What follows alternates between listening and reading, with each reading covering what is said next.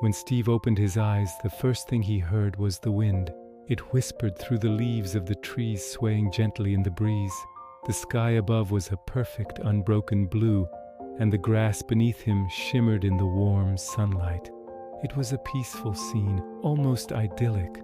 But as Steve sat up, a single powerful question echoed in his mind. How did I get here? He tried to retrace his steps, to find a memory, any memory that could explain his presence in this strange new place. But his mind was a complete blank. He knew his name was Steve. He knew who he was, but everything before this moment was gone, wiped clean. He slowly pushed himself to his feet, his legs a little unsteady. He looked down at his hands, then his clothes. They were empty. No weapon, no belongings, not even a single tool. Just himself, standing alone in an unknown world that stretched out before him, vast and mysterious. Steve took a deep, steadying breath, the clean air filling his lungs. "Don't panic," he whispered to himself, his voice a little hoarse. "Just focus. First, survive." Survival. The word grounded him, gave him a purpose. He scanned his surroundings, trying to make a plan. To one side, a dense forest stood tall and imposing, its dark canopy hiding whatever lay within. On the other side, a range of mountains pierced the sky, their distant peaks capped with a dusting of white. The sun was making its slow journey across the sky, a silent clock ticking down the hours of daylight he had left. An instinct, a gut feeling he couldn't explain, pulled him toward the forest. It seemed to offer resources, shelter, a place to start. He walked until he stood before a sturdy oak tree, its rough bark under his fingertips. He hesitated for only a second, then raised his hand and struck the trunk. The impact sent a strange jolt up his arm. It was an odd sensation, almost unnatural, but he did it again and again. With each blow, cracks appeared in the wood until finally, with a soft crunch, a block of wood popped free and fell to the ground. Steve stared at the piece of wood in his hands, a small, perfect cube. A slow smile spread across his face. So that's how it works here.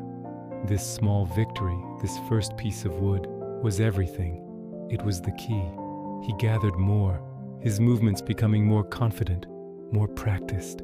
He looked at the raw logs in his hands, and somehow he just knew what to do. He broke them down, refining them into smooth planks. With those planks, another idea sparked in his mind. He arranged them carefully and in a flash of insight created a workbench. It was a simple, sturdy table, but to Steve, it was a symbol of progress, a testament to his ability to shape this new world. Each new item he crafted, a wooden pickaxe, then a shovel, then an axe, gave him a growing sense of confidence. He wasn't just a lost man anymore. He was a creator, a builder. He was learning the rules of this reality. But as the sun began to dip lower, painting the sky in shades of orange and purple, a new feeling crept in, a feeling of unease. He had a growing suspicion that this world, as beautiful as it was, held dangers he couldn't yet see. The coming night felt like a threat, and he knew he wasn't prepared. He needed shelter. Using his new tools, he started digging into the side of a small hill, carving out a crude space. It was just a hole in the dirt, but it was a start. As he worked, his pickaxe struck something harder than dirt. Rock. Stone. He chipped away at it, gathering the cobblestone. It felt stronger, more permanent than wood. He quickly used his workbench to craft a stone pickaxe, then a stone axe, and finally, a stone sword. Holding the sword, its weight solid and reassuring in his hand, made him feel a little safer. As the last sliver of sun vanished below the horizon, darkness fell like a thick blanket, and with the darkness came the sounds, low moans, the rattle of bones, the soft hiss of something moving through the tall grass. Steve retreated into his makeshift cave, his heart pounding in his chest. He quickly stacked dirt blocks to seal the entrance, plunging himself into total darkness. He was safe for now, but he was trapped, listening to the monstrous symphony outside. He knew he couldn't spend every night like this, hiding in a hole. He needed to conquer the darkness, not just hide from it. He needed light, The next morning, as sunlight streamed through a small crack in his dirt wall, Steve emerged, blinking in the brightness. His goal for the day was clear: find a source of light. He remembered seeing coal embedded in the mountainside during his exploration. With his new stone pickaxe, he ventured out, his senses on high alert. He found a vein of coal, its black texture a stark contrast to the gray stone, and eagerly mined it. Back at his shelter, he crafted his first torches.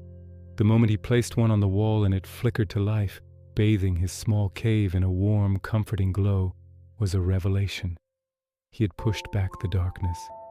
His confidence soaring, Steve spent the next few days expanding his base. He mined more stone, replacing the dirt walls with sturdy cobblestone.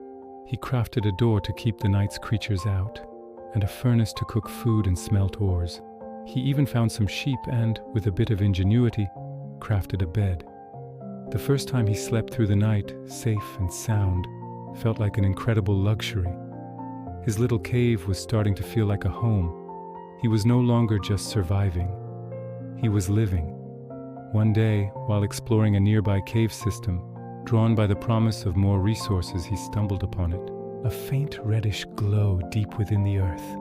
Iron. He excitedly mined every piece he could find, his mind racing with possibilities. Back at his base, he smelted the ore in his furnace, watching as it transformed into smooth iron ingots. The feeling was incredible. He crafted an iron pickaxe, an iron sword, and a full set of iron armor.